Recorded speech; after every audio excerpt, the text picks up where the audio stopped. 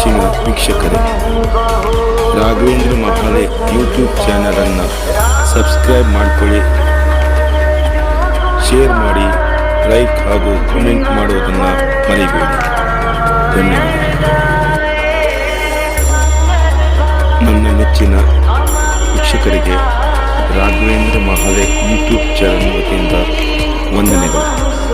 Raghavendra Mahale YouTube ಚಾನಲನ್ನು subscribe ಮಾಡಿಕೊಳ್ಳಿ ಹಾಗೂ ನಿಮ್ಮ ಎಲ್ಲ ಸ್ನೇಹಿತರಿಗೆ ಶೇರ್ ಮಾಡಿ ಮತ್ತು ಲೈಕ್ ಹಾಗೂ ಕಮೆಂಟ್ ಮಾಡುವುದನ್ನು ಮರಿಬೇಡಿ.